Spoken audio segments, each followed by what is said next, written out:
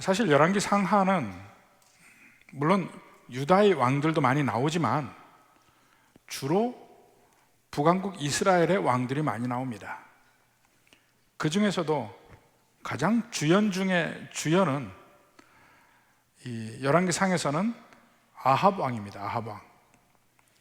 근데 그 아합 왕까지가 직전까지가 바로 오늘 말씀인데, 그 전에 여러 왕들의 사적을 우리가 함께 이렇게 가는 것인데, 계속해서 북왕국 이스라엘이 혼란에 있는 걸 봅니다. 계속해서 그 여로보암도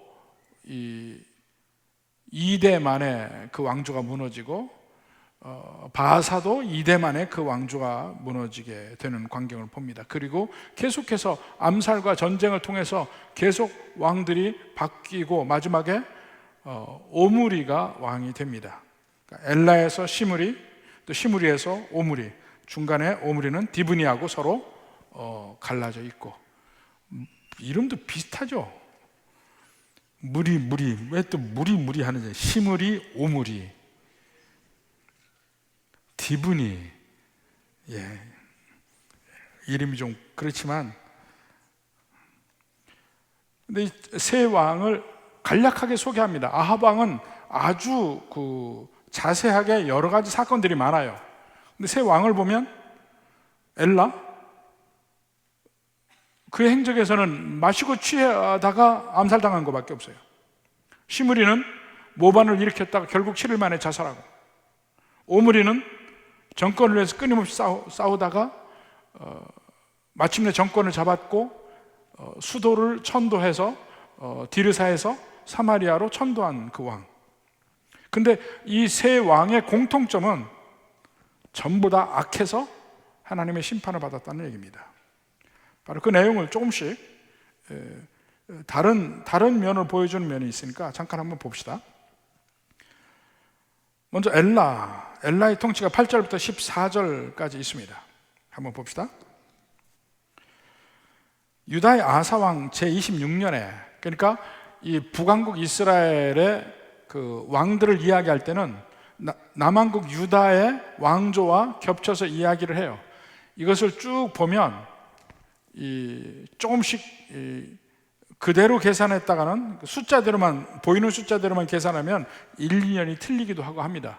그것은 이제 그 1년 중에 어떤 캘린더를 쓰냐 아니면 어떤 날짜냐, 이거에 따라서 조금씩 달라지기도 합니다. 그러니까 그런 면을 쭉 감안을 해서 보는데요, 제26년에 바하사의 아들 엘라가 디르사에서, 그러니까 북왕국 이스라엘의 최초의 수도는 디르사입니다. 그리고 그 디르사는 매우 아름다운 도시였어요.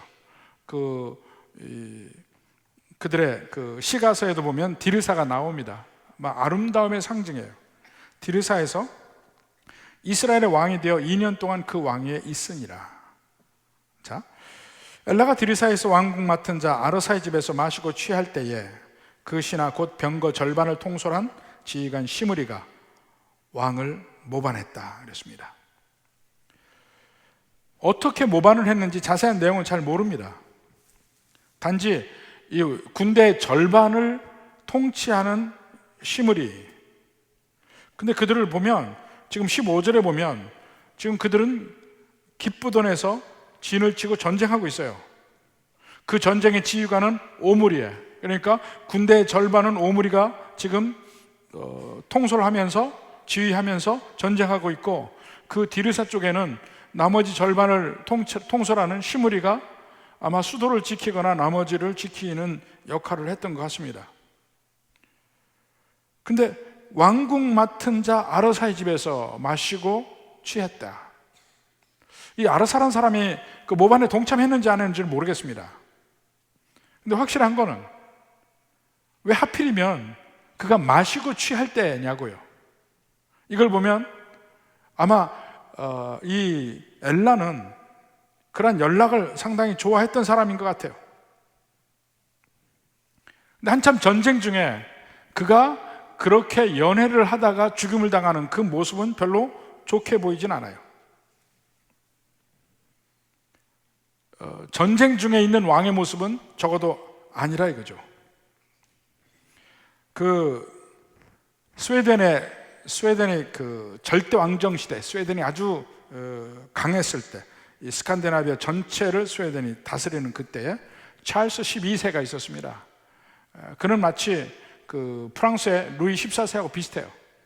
절대 왕권을 행사했습니다. 근데 그의 실제 삶은 거의 연산군과 비슷한 삶을 살았어요. 마음대로 이 신하들을 그냥 모든 사람 앞에서 온갖 장난을 쳐서 창피 주고 막 그런 일도 하고, 그렇게 살다가, 젊은 시절에 그렇게 살다가 하루는 한 주일날 스톡홀름의 모든 교회에서 설교자들이 한 본문으로 설교를 했습니다. 전도서 10장 16절에서 17절 이 본문으로 설교를 했습니다. 전도서 10장 16절부터 한번 볼까요? 왕은 어리고 대신들은 아침부터 잔치하는 나라여 내게 화가 있도다. 왕은 귀족들의 아들이요 대신들은 취하지 아니하고 기력을 보하려고 정한 때에 먹는 나라여 내게 복이 있도다. 이걸 통해서 그 제목이 왕이 어린 나라여 화가 있도다, 이 제목으로 스톡홀름의 모든 교회에서 동시에 그 설교를 했습니다. 그 뒤로 왕이 놀래고 회개하고 변화되었어요. 근데 왕이 이렇게 전도서에 있는 대로 취하지 아니하고 기력을 보하려고 정한 때에 먹는 나라, 삶이 정상적으로 돌아간다는 것이죠. 막 연락에 취해서 밤늦도록 술을 먹고 아침에도 일어나지 않고 업무도 보지 아니하고 이렇게 방탕하는 그 왕이 그런 나라는 화가 있도다. 그 나라 전체가 화가 있도다. 복이 있는 나라는 정상적으로 질서 있는 삶을 사는 그런 사람이 리더인 나라가 복이 있다. 그게 꼭 왕뿐이겠습니까? 모든 그리스도인들도 사실 마찬가지예요. 뭐에 한 가지에 막 너무 지나치게 매달리고 거기에 취해 있고 중독돼 있고, 이것은 문제가 있는 겁니다. 그는 목사나 장로나 집사나 권사나 다 마찬가지예요. 어떤 사람은 성경은 잘 모르는데 야구 선수 이름은 줄줄이 다 꿰는 사람이 있어요. 너무나 스코어까지 다 외워. 몇 년 전에 기아가 누구하고 할 때 몇 대 몇이었다, 언제 누가 그때 홈런을 쳐서 역전승을 했다, 그 전부 기억하는데 성경은 잘 몰라.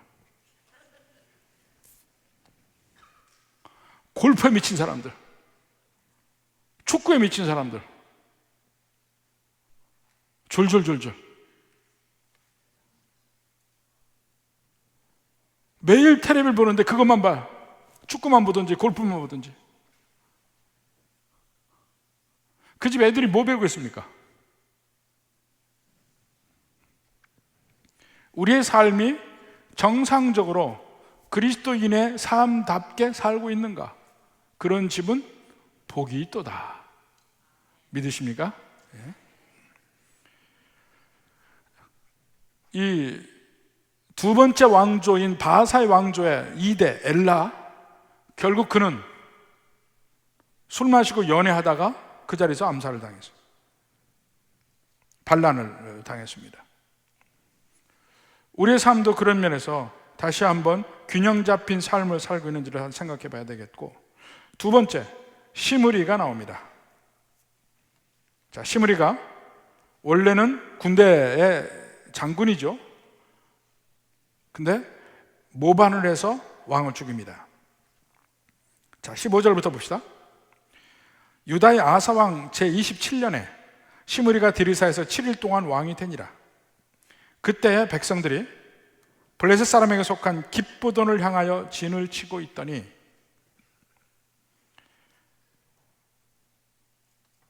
그러니까 디르사가 이제 모반을 해서 왕이 됐어요. 그때 군대의 절반은 기쁘던 남쪽 세겜 쪽이죠. 거기서 기쁘던 향해 진을 치고 있더니 진중 백성들이 시므리가 모반에 왕을 죽였다는 말을 들은지라 그날에 이스라엘의 무리가 진에서 군대 지휘관 오므리를 이스라엘의 왕으로 삼았다. 한참 전쟁하다가 갑자기 수도에서 문제가 생긴 거예요. 왕이 모반도 죽었고 그 다음에 그 죽인 사람이 왕이 되었다, 이 소리가 들리는데 바로 군대에서 왕을 삼아요. 싸우다가 전쟁을 하다가 오므리가 다시 돌아가죠. 디르사로 돌아가서 디르사를 포위하고 공격을 시작하려고 합니다. 이미 늦었다고 생각하고 이 시므리는 요새에 들어가서 불을 지르고 거기서 스스로 불타 죽습니다. 전쟁하다가 중간에 왕이 되었다는 소식을 듣고 돌아간 사람이 있어요. 그 로마 시대 보면 그 유대 전쟁을 한 사람이 폼페이 왕이잖아요. 폼페이가 한참 그 로마에서 황제 계승 전쟁으로 시끄러울 때 폼페이는 유대 전쟁을 하고 있을 때입니다. 원로원에서 그가 시저로 뽑았다는 그 얘기를 듣고 바로 돌아가고 그의 아들 디도가 그 전쟁을 계속해서 마침내 예루살렘을 함락하는 것이 바로 디도 장군이에요. 오므리가 바로 그런 일이 벌어졌습니다. 자, 17절부터입니다. 오므리가 이에 이스라엘 무리를 거느리고 기쁘돈에서부터 올라와서 디르사를 에워 쌌더라. 시므리가 성읍이 함락됨을 보고 왕궁 요새에 들어가서 왕궁에 불을 지르고 그 가운데서 죽었다. 이는 항상 중요한 게 바로 이겁니다. 이는 그가 여호와 보시기에 악을 행하여 범죄하였기 때문이라. 그가 여로보암의 길로 행하며 그가 이스라엘에게 죄를 범하게 한 그 죄 중에 행하였더라. 시므리의 남은 행위와 그의 반역한 일은 이스라엘 왕 역대지략에 기록되지 아니하였느냐. 여기서 시므리가 끝이 납니다. 시므리의 인생을 보면 한번 생각해 보십시오. 그는 7일 동안 왕이 되었어요. 그 전에 왕 엘라를 죽인 피가 손에서 마르기도 전에 그도 불타서 죽습니다. 높은 자리일수록 그런 일들이 많이 일어나요.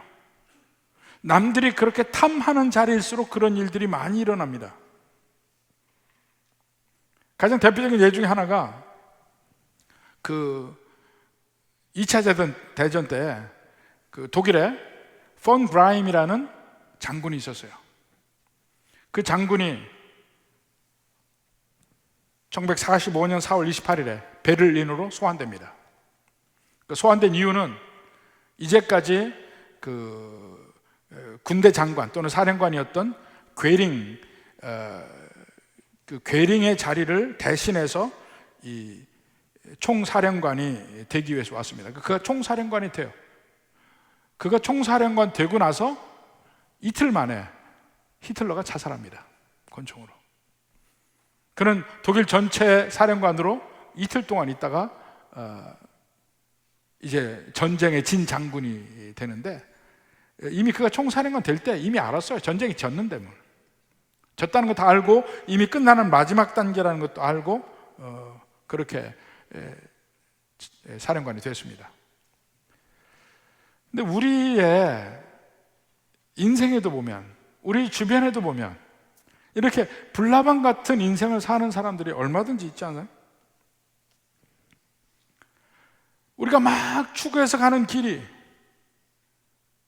딱 도달하면 불에 확 타서 없어지는 바로 그러한 인생들. 시편 39편 6절 봅시다.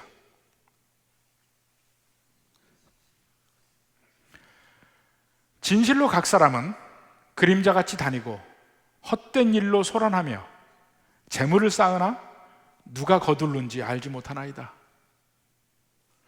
우리 인생이 그렇지 않겠어요?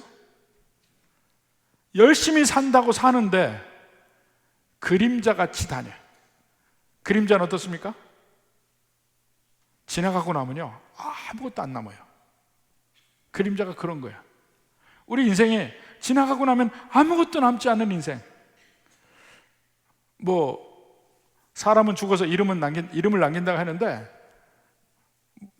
여러분이 죽고 나서 뭔가 좀 많이 남기고 싶습니까? 여러분의 이름? 나는 이렇게 살았다는 거? 글쎄요. 그게 얼마나 허무한가 하는 것을 계속 성경에 나오는 이들의 삶을 통해서 우리가 한번 봤으면 좋겠어요. 자, 이제 오므리가 그 수도 디르사를 포위해서 공격하려고 하니까 7일 천하의 시므리는 자살해서 죽습니다. 그 다음에 그게 다 끝난 줄 알았더니 그게 아니에요. 그 다음에 또 다른 권력 투쟁이 남아 있습니다. 21절, 22절. 그때 이스라엘 백성이 둘로 나뉘어. 그러니까 참 이게요, 남왕국 유다는 왕이 죽었다고 해서 그 왕권 계승을 위한 전쟁이 나지 않았어요. 서로 투쟁도 없어요. 그냥 아들이 왕이 되면 돼. 왜냐하면 그것이 정통성이 있기 때문에, 하나님이 인정하시는 다윗의 후손들이기 때문에 그것이 되는 거예요. 그런데 북왕국 이스라엘은 그러한 정통성이 전혀 없기 때문에 아무나 왕이 되는 거야. 힘센 사람이 왕이 되는 거야, 그냥. 그 중에 특히 백성들의 지지를 받으면 왕이 되는 거예요. 마치 오늘날하고 비슷해요. 그저 온갖 무슨 수를 쓰더라도 선거 때 표만 얻으면 된다. 그게 오늘날의 정치잖아요. 선거 때 표만 얻으면 돼. 그러면 내가 원하는 자리를 차지할 수 있어요. 그 당시에도 백성들의 지지만 얻으면 돼. 그럼 내가 왕이 될 수가 있어요. 21절에 보니까 그때 이스라엘 백성이 둘로 나뉘어 그 절반은 기나스의 아들 디브니를 따라 그를 왕으로 삼으려 했어요. 여기서 보면 조금 오므리하고 차이가 뭐냐면, 오므리는 누구의 아들이란 말이 없어요. 어쩌면 오므리는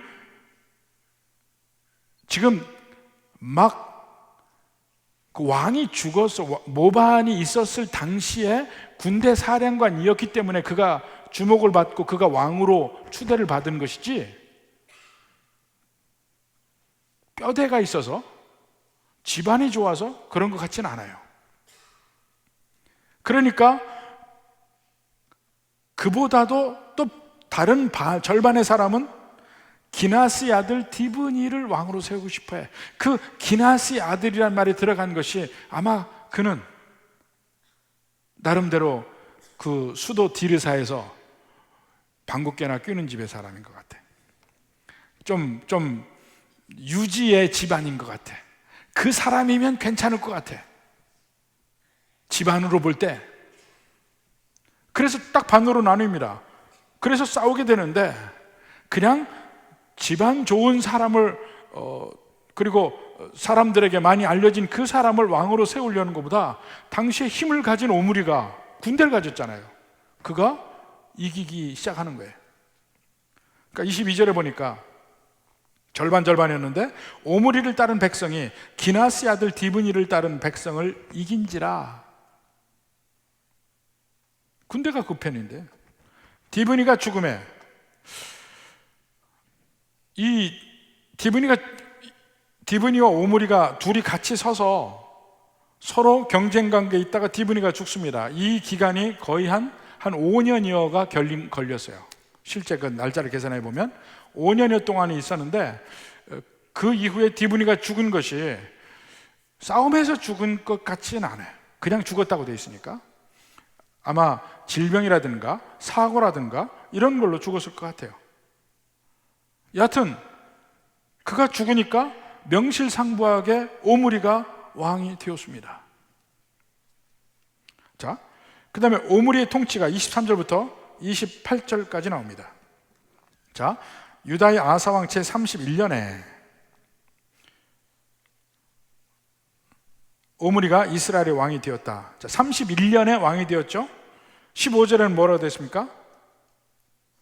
엘라가 죽고 시므리가 왕이 된 때는 아사왕 27년에 31년, 이 사이가 5년간이라고요. 양쪽을 다 치면 5년 뒤에 이스라엘의 왕이 되었다. 시므리는 7일 만에 죽었으니까 디브니와 오므리가 서로 권력 투쟁한 기간이 거의 5년 정도 되지 않았을까 싶어요. 왕이 되어 12년 동안 왕위에 있으며 디르사에서 6년 동안 다스리니라. 전체 하여튼 오므리가 왕인 것은 12년이에요. 디르사에서 6년을 다스렸어요.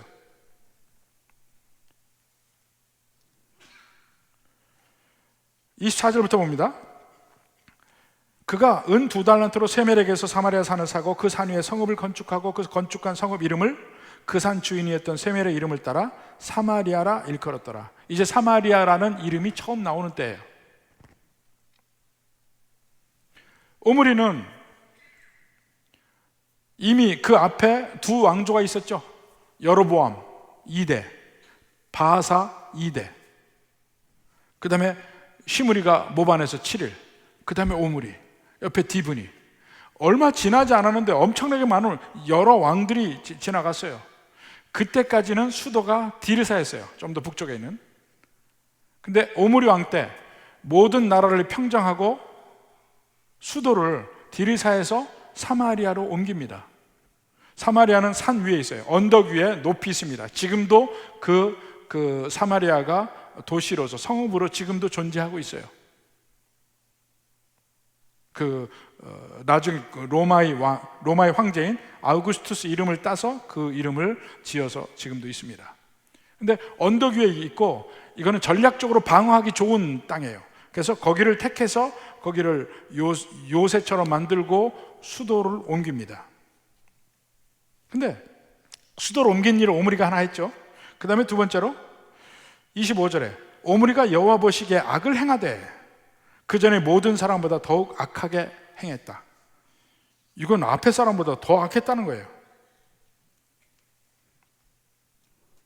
그래서 26절에 느바사 아들 여로보암의 모든 길로 행하며 그가 이스라엘에게 죄를 범하게 한 그 죄 중에 행하여 그들이 헛된 것들로 이스라엘의 하나님 여호와를 노하시게 하였더라. 세 왕이 똑같아요. 엘라나 시므리나 오므리나 다 악을 행했어요. 그러나 그들이 다 장사되었고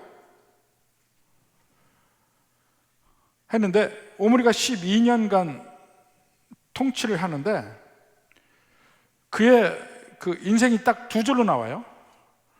그는 엘라처럼 막 그런 방탕한 생활을 한 것 같지도 않고 시므리처럼 단기간에 왕자를 잃은 것도 아니에요. 12년 동안 왕으로 통치하다가 아합에게 넘겨줬으니까, 자기 아들에게. 아합 왕이 또 오랫동안 왕이 했고, 그러니까 안정적인 왕국을 이뤘어요. 근데 그의 삶이나 통치에 대해서는 기록된 게 전혀 없습니다, 성경에서. 단지 그의 삶에서 성경에 기록된 것은 그가 사마리아를 건설했다, 그리고 악을 행했다, 이 두 가지만 나와요. 근데 실제 일반적인 역사에서 보면 오므리 왕은 북왕국 이스라엘 전체 중에서 가장 강력한 왕이었습니다. 그러니까 일반 역사책에 쓴다면 북왕국 이스라엘에서 오므리 왕의 그 사적을 제일 많이 기록을 해야 돼요. 그는 업적이 많았습니다. 우선 1차적으로 사마리아로 천도했죠. 일반적으로 천도를 했다는 것은 이제 완전히 나라가 새로 국권이 쓸 때 그 전과는 다르다는 면을 보이기 위해서 천도를 합니다. 그러니까 조선시대를 열을 때도 개성에서 한성으로 천도를 하잖아요. 이런 천도를 단행하는 이유가 새로운 나라를 선포하는 겁니다. 그리고 그가 당시에 아주 돈이 많았던 두로와 시돈과 연합정책을 합니다. 그 두로의 왕이 에스바할인데 그 에스바할과 결혼 동맹을 맺습니다. 에스바할의 딸이 누구냐면 오므리의 아들 아합의 부인 이세벨입니다. 그러니까 두로와 시돈의 왕과 서로 사돈 관계를 맺죠. 이것 때문에 북왕국 이스라엘이 절단이 납니다, 이세벨 때문에. 그러나 하여튼 오므리의 당시에는 그 유력한 나라와 아주 부유한 나라와 동맹을 맺었어요. 아주 북왕국 이스라엘이 힘을 쓰는 때입니다. 그리고 이 20세기에 발견된 유물이 있는데 메사스톤이라는 유물입니다. 메사스톤은 유물이 그 사해바다 남쪽에서 돌이 하나 발견됐는데 그 돌이 마치 광개토왕 비와 비슷한 거예요. 모압왕 메샤가 자기의 업적을 기록한 돌이에요. 그게 메사스톤인데 거기에 보면 이스라엘의 오므리 왕이 그 군대를 일으켜서 모압을 쳤다는 기록이 거기 나옵니다. 그러니까 대단히 강력한 왕이었어요. 오므리 왕이. 무엇보다도 그 아수리의 기록에 보면 북왕국 이스라엘을 뭐라고 불렀냐면 오므리의 집이라고 불렀습니다. 또 하우스 오브 오므리. 남쪽은요? 남쪽 유다는 또 하우스 오브 데이빗, 다윗의 집이에요. 북왕국 이스라엘은 오므리의 집이에요. 여로보암이 세웠는데도 그렇게 안 불렀어요. 북왕국 이스라엘은 오므리의 집이야. 명실상부하게 이름을 남긴 사람 아닙니까? 그리고 그 이후에 북왕국 이스라엘의 모든 왕들이 있는데 그 왕들을 뭐라고 불렀냐면 오므리의 아들이라고 불렀습니다. Son of Omri. 그럼 이스라엘 왕을 얘기하는 거야. 오므리의 아들. 심지어는 나중에 예후 때부터 왕조가 바뀌잖아요. 오므리 후손도 아니에요. 그런 후손들, 그 새로운 왕조의 왕들조차도 오므리 아들이라고 다 불렀어요. 그만큼 주변 나라들에게 북왕국 이스라엘 하면 곧 오므리의 나라예요. 그만큼 강력하게 두각을 나타낸 왕이었습니다. 실제로는 그 아들인 아합 왕보다 사실은 오므리가 훨씬 더 그 당시에는 유명한 왕이었어요. 근데 성경을 보면 그렇게 업적이 뛰어나고 유명한 왕이 불과 6절로 끝나요. 그리고 그보다 약했던 왕인 아합은 물론 그도 위대한 업적이 있습니다. 칼칼 대전에서 야수르 제국을 이기기도 한 그런 업적이 있긴 하지만 오므리보다는 훨씬 못한 왕인데 성경에는 엄청나게 많은 양의 기록을 가지고 있어요. 성경의 관점은 우리 인간의 관점과는 틀리다는 거예요. 그런 오므리의 그 다양한 업적이 있는 인생 관심이 없어요. 성경에서 말하는 것은 하나입니다. 무엇이 중한디?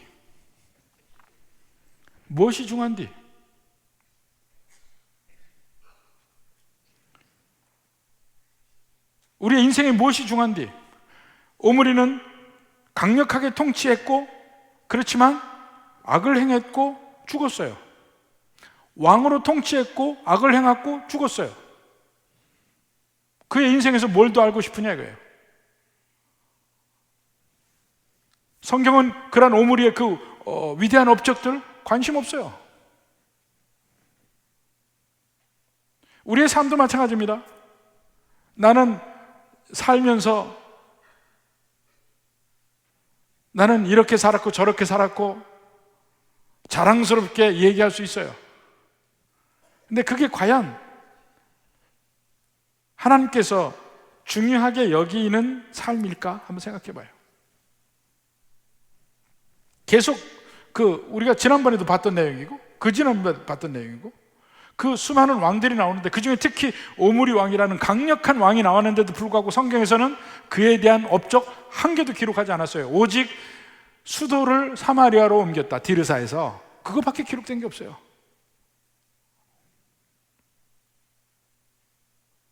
우리가 보통 이력서를 내잖아요. 이력서. 저는 사실 이력서를 별로 낸 적이 없습니다. 이력서를 내라는 것은 최근에 낸 것은 미국의 웨스트민스터 신학교에서 교수 문제 때문에 이력서를 제출하라 그래서 이력서를 제출한 적이 있습니다만, 뭔가 어디를 들어가기 위해서 이력서를 내본 적이 거의 없어요. 특히 교회에서 목회를 시작할 때도 제가 이력서를 내고 교회를 가본 적이 없네요. 저는 우리 교회도 마찬가지입니다. 저 이력서 낸 적이 없습니다. 근데 사실 이력서를 한번 써보면, 그러면서 한번 인생을 한번 되짚어보는 순간들이 있지 않습니까? 여러분이 이 세상을 살아가면서 이력서 쓰죠? 근데 천국에 갈 때 하나님이, 우리 주님이 한 번 더 인생의 이력서를 한번 내라 그러면 여러분 어떻게 내야 할까요? 인생의 이력서. 나 이렇게 살았습니다. 야, 이거 말고 이거 말고 제가 그 신학대학원에서 교수를 할 때 시험을 보잖아요. 시험을 보면 주로 저는 이제 주관식으로 시험을 냅니다. 그럼 쭉 학생들이 써요. 쓰는데 많은 경우에 질문한 것과 관계없이 써요. 2장을 썼는데 시험 문제하고는 전혀 관계없어요. 어느 교수님들은 마음이 좋아서 양이 많으면 그래도 점수를 줘요. 저는 그렇게 준 적이 없습니다. 그냥 이렇게 걷어요. 아무 소용없다 이거. 그래서 2장씩 쓴 사람도 그 문제에서 빵점 받은 사람도 있어요. 우리가 천국 갈 때 예수님 앞에, 그리스도의 심판대 앞에 우리 모두 쓰니까 한번 그때 내놓는 이력서 어떻게 보실까? 우리가 쓴 이력서에 대해서 예수님이 뭐라고 얘기하실까? 그 이력서의 모범 답안을 지금 여기서 얘기해 주고 있습니다. 나는 살아서 이런을 했습니다. 그거 다 지워질 거야. 내가 하나님과 동행한 세월이 뭐냐, 이것만 볼 것 같아. 여러분은 우리 하나님과 동행한 면에 대해서 여러분 인생에서 뭘 적어냈겠습니까?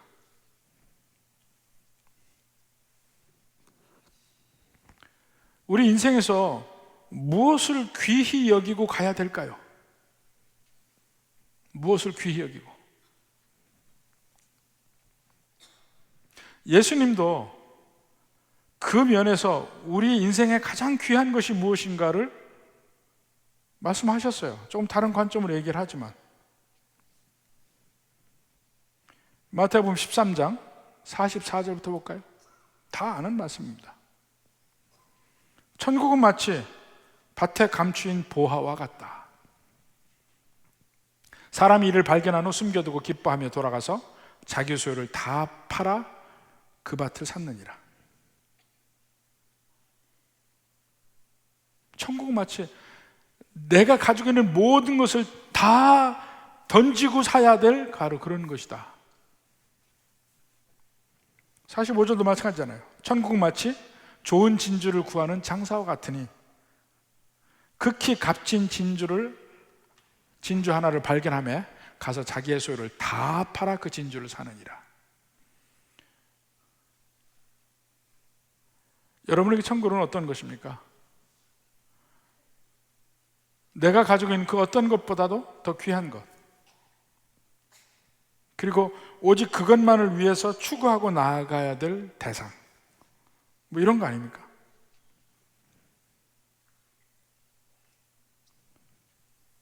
뭐가 중요하냐? 무엇이 중요한디? 그 중요한 것을 따라서 갈 때, 그때 비로소 우리의 인생이 진정한 성공한 인생, 천국을 붙든 인생이 진정 성공한 인생이 아닐까 생각합니다. 그리고 여기서 그 중에 이제 중요한 구절만 다시 모아보면요, 12절 13절 바하사의 집을 멸하시는 여호와의 말씀, 또 19절 시므리를 멸하시는 여호와의 말씀, 그가 여호와 보시기에 악을 행하여 범죄하였기 때문이라, 그래서 멸망당한다 이겁니다. 오므리의 악행 25, 26절. 이 북왕국 이스라엘 전체가 혼란에 빠져 있고 음모와 반란이 있고 무질서가 있고 사람들이 옳은 대로 누구는 디브니를 누구는 오므리를, 그래서 서로 전쟁을 하고, 근데 그게 과연 하나님의 눈에 어떻게 보일까 이겁니다. 오히려 그 가운데 하나님은 차곡차곡 하나님의 일을 하셔요. 어떤 일이요? 바하사의 집도 이미 선지자 예후를 통해서 말씀했죠. 너네 집이 다 멸망당하리라. 그대로 멸망했고, 엘라를 죽인 시므리도 악을 행하여 7일 만에 멸망했고, 오므리 세상에서 많은 업적을 쌓았으나 결국 그도 악을 행했기 때문에 악을 행한 거로 그도 멸망했고,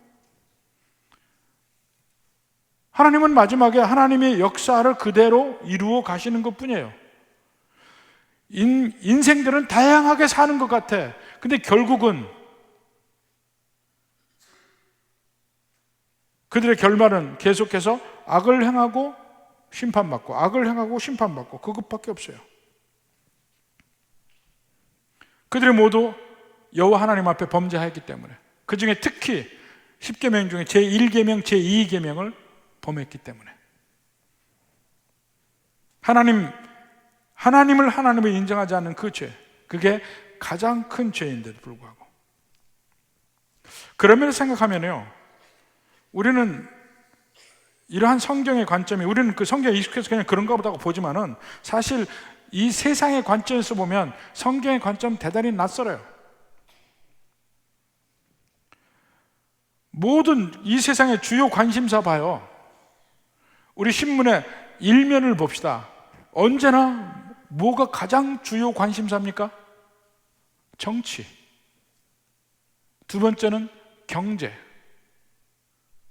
두 가지 외에는 거의 관심이 없어요. 정치, 경제. 종교 이야기는 꺼내지 않습니다. 주요 공영방송들은 아무리 종교 행사가 엄청나게 큰 행사가 열린다 하더라도 한 줄도 이 보도를 안 합니다. 보도를 안 해요. 종교적 행사는. 근데 여의도 앞에서 5명만 데모해도 신문에 나요. 몇만 명이 모이는 종교 집회를 하면 신문에 한 줄도 안 납니다. 관심 없어요. 관심 끊어요. 그리고 이 다양성의 사회에서는 종교도 다양한 걸 인정하라 이겁니다. 플루럴리즘의 사회. 그런데 한 신이 나를 믿는 사람들이 다른 신에게 눈을 돌린다? 그래서 진노하고 그들에게 벌을 내리고 심판을 한다. 요새 세상에서는 있을 수 없는 일이에요. 실제 종교적으로 보면요, 불교, 힌두교는 기본적으로 다신교입니다. 여러 신을 섬겨요. 한 신만을 섬긴다 개념이 없습니다. 이 인도에 선교사들이 가면 2번 쇼크를 먹습니다. 한 번은 가서 전도를 하는데 하는 족족 다 믿는 거야. 그 첫 번째 쇼크. 아니, 선교지 가서 예수 믿으라면 다 믿어. 두 번째 쇼크는 알고 봤더니 101번째 신으로 믿는 거야. 예수님만이 유일한 신이다, 이거는 받아들일 수 없는 거예요. 2번 쇼크를 받아요.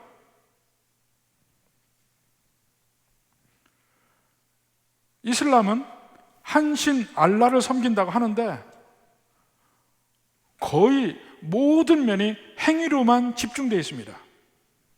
근데 가까이 보면 아주 가식적이에요. 아주 가식적. 어떤 그 바리새적인 면의 극치라고 볼 수 있습니다. 그들은 전부 행위로서 모든 걸 끝내.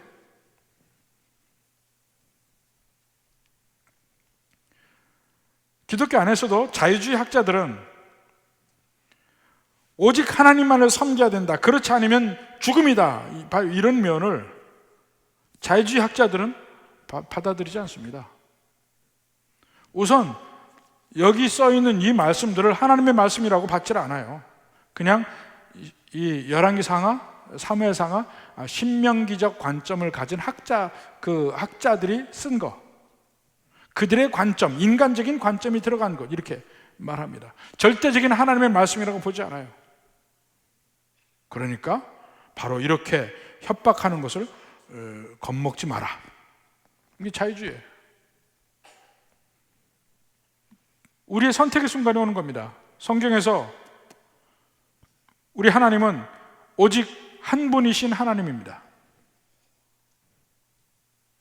그 한 분이신 하나님을 우리가 온전히 믿고 그 하나님 말고 다른 신을 섬기면 진노하시고 벌을 주시는 분입니다. 그게 우리 정확하게 알아야 돼요. 이것을 가볍게 생각하지 맙시다. 여기에 우리의 인생을 걸어야 되고 우리의 생명이 거기에 달려있다는 사실을 믿어야 합니다. 여로보암처럼 살다가는, 엘라나 바하사나 시므리처럼 살다가는, 오므리처럼 살다가는 나중에 바깥 어두운 세상에서 슬피 울며 이를 갈미 있을 수도 있습니다. 오직 하나님, 그 하나님의 뜻 안에서 그 하나님을 믿고 가느냐 아니냐, 거기에 우리의 인생이 결판이 납니다. 부디 우리 모든 예수님 믿는 우리 성도들은 다른 신이 아니고 오직 예수님만을 믿을 수 있는 은혜가 있기를 주님의 이름으로 축원합니다. 기도하겠습니다.